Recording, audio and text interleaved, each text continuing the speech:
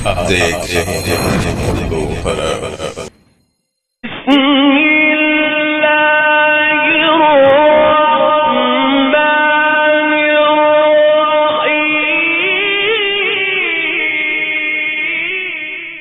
अस्सलामु अलैकुम वरहमतुल्लाहि वबरकातुहू। नाज़रीन मोहतरम, जब अबू तालिब ने नबी अकरम सल्लल्लाहु अलैहि वसल्लम से कहा कि ए भतीजे, तुम्हारी कौम के लोग मेरे पास आए थे, उन्होंने मुझसे ये कहा, इसलिए अपने ऊपर और मुझ पर रहम करो और मुझ पर ऐसा बोझ न डालो जिसको मैं ना उठा सकूं। जनाब अबू तालिब की इस गुफ्तगू से नबी करीम सल्लल्लाहु अलैहि वसल्लम ने ख्याल किया कि उनके चचा उनका साथ छोड़ रहे हैं, वो भी आपकी मदद नहीं करना चाहते।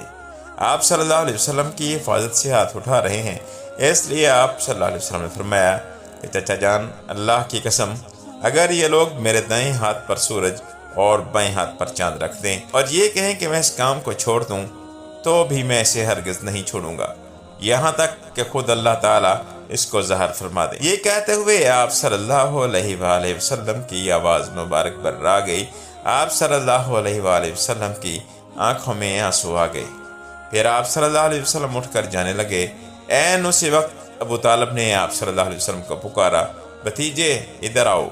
आप सल्लल्लाहु अलैहि वसल्लम उनकी तरफ मुड़े तो उन्होंने कहा, जाओ भतीजे, जो दिल चाहे कहो, अल्लाह की कसम मैं तुम्हें किसी हाल में नहीं छोड़ूंगा। नाज़रीन मोहतरम, जब कुरैश को अंदाजा हो गया कि अबू तालिब अपने भतीजे का साथ नहीं छोड़ने वाले, तो वो अम्मार बिन वलीद को साथ लेकर अबू तालिब के पास आए और बोले, अबू तालिब, ये अम्मार बिन वलीद है, कुरैश का सबसे बहादुर, ताकतवर और सबसे ज़हीन नौजवान है।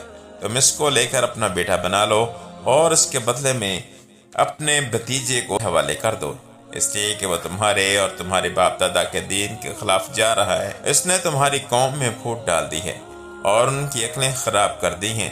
तुम इसे हमारे हवाले कर दो ताकि हम इसे कत्ल कर दें। इंसान के बदले हम तुम्हें इंसान दे रहे हैं। कुरैश की ये बेहुदा तजवीज़ सुनकर अबू तालिब ने कहा, अल्लाह की कसम, ये हरगिज़ नहीं हो सकता। क्या तुम ये समझते हो कि कोई ऊँटनी अपने बच्चे को छोड़कर किसी दूसरे बच्चे की आरजुमंद हो सकती है? उनका ये जवाब सुनकर मोहतम बिन अदई ने कहा, अबू तालिब, तुम्हारी कौम ने तुम्हारे साथ इंसाफ का मामला किया है और जो बात तुम्हें नापसंद है उससे छुटकारे के लिए कोशिश की है।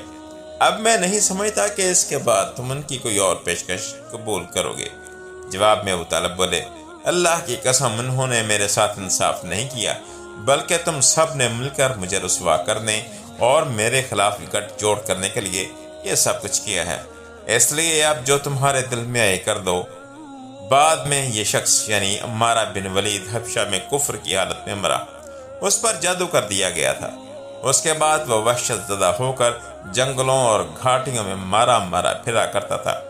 इसी तरह दूसरा शख्स मोहतम बिन अदई भी कुफ्र की हालत में मरा था।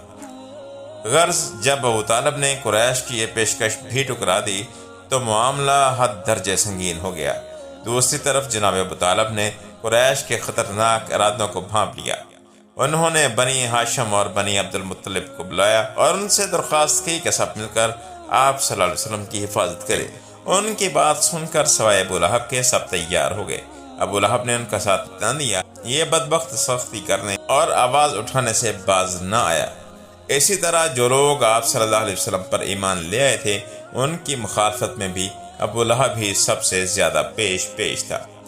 आप सल्लल्लाहु अलैहि वसल्लम को और आप सल्लल्लाहु अलैहि वसल्लम के साथियों को तकालीफ पहुँचाने में भी ये कुरैश से बढ़ चढ़ कर आगे था। आका सल्लल्लाहु अलैहि वसल्लम को तकालीफ पहुँचाने के सिलसिले में हज़रत अब्बास रज़ी अल्लाह तआला अन्हु एक वाक़या बयान करते हैं। फरमाते हैं कि एक रोज़ मैं मस्जिद हराम में था कि अबू जहल वहाँ आया और बोला, मैं खुदा की कसम खाकर कहता हूँ कि अगर मैं मोहम्मद को सजदा करते हुए देख लूँ तो मैं उनकी गर्दन मार दूंगा, यानी उन्हें हलाक कर दूंगा। नाउज़ु बिल्लाहि मिन ज़ालिक। हज़रत अब्बास रज़ी अल्लाह तआला अन्हु फरमाते हैं कि ये सुनकर मैं फ़ौरन नबी करीम सल्लल्लाहु अलैहि वसल्लम की तरफ गया और आप सल्लल्लाहु अलैहि वसल्लम को बतलाया कि अबू जहल क्या कह रहा है। नबी करीम सल्लल्लाहु अलैहि वसल्लम ये सुनकर गुस्से की हालत में बाहर निकले और तेज़ तेज़ चलते मस्जिदुल हराम में दाखिल हो गए, यहाँ तक कि गुजरते वक्त आप सल्लल्लाहु अलैहि वसल्लम को दीवार की रगड़ लग गई। उस वक्त आप सूरतुल अलक़ की आयत नंबर 1 और 2 पढ़ रहे थे। तर्जमा کہ اے پیغمبر صلی اللہ علیہ وآلہ وسلم، آپ اپنے رب کا نام لے کر قرآن پڑھا کیجئے، وہ جس نے مخلوقات کو پیدا کیا، جس نے انہیں خون کے لوتھڑے سے پیدا کیا۔ تلاوت کرتے ہوئے آپ صلی اللہ علیہ وسلم اس سورت کی آیت نمبر 6 تک پہنچ گئے، جس کا ترجمہ یہ ہے کہ سچ مچ بے شک کافر آدمی حد سے نکل جاتا ہے، یہاں تک کہ آپ صلی اللہ علیہ وسلم نے سورت کا آخری حصہ پڑھا جہاں سجدے کی آیت ہے، اور اس کے ساتھ ہی آپ سجدے میں گر گئے۔ اسی وقت کسی نے ابو جہل سے کہا، ابو الحکم محمد تو سجدے میں گر پڑے ہیں صلی اللہ علیہ وآلہ وسلم۔ یہ سنتا ہی ابو جہل فوراً آپ صلی اللہ علیہ وسلم کی طرف بڑھا، آپ صلی اللہ علیہ وآلہ وسلم کے نزدیک پہنچا، لیکن پھر اچانک واپس آ گیا۔ لوگوں نے حیران ہو کر پوچھا، ابو الحکم کیا ہوا؟ جواب میں اس نے اور زیادہ حیران ہو کر کہا، جو میں دیکھ رہا ہوں کیا وہ تمہیں نظر نہیں آ رہا؟ اس کی بات سن کر لوگ اور زیادہ حیران ہوئے اور بولے، تمہیں کیا نظر آ رہا ہے ابو الحکم؟ اس پر ابو جہل نے کہا، مجھے اپنے اور ان کے درمیان آگ کی ایک خندق نظر آ رہی ہے۔ اسی طرح ایک دن ابو جہل نے کہا، اے گروہ قریش، جیسا کہ تم دیکھ رہے ہو کہ محمد تمہارے دین میں عیب ڈال رہا ہے صلی اللہ علیہ وآلہ وسلم، تمہارے معبودوں کو برا کہہ رہا ہے اور تمہاری عقلوں کو خراب بتا رہا ہے اور تمہارے باپ داداؤں کو گالیاں دے رہا ہے۔ اس لیے میں خدا کے سامنے عہد کرتا ہوں کہ کل میں محمد کے لیے اتنا بڑا پتھر لے کر بیٹھوں گا جس کا بوجھ وہ برداشت نہیں کر سکیں گے صلی اللہ علیہ وآلہ وسلم۔ جو ہی وہ سجدے میں جائیں گے میں وہ پتھر ان کے سر پر دے ماروں گا، نعوذ باللہ من ذالک۔ اس کے بعد تم لوگوں کو اختیار ہے، چاہے تو اس معاملے میں میری مدد کرنا اور مجھے پناہ دینا، چاہے تو مجھے دشمنوں کے حوالے کر دینا، پھر بنی عبد مناف جو میرا حشر کرے وہ کریں۔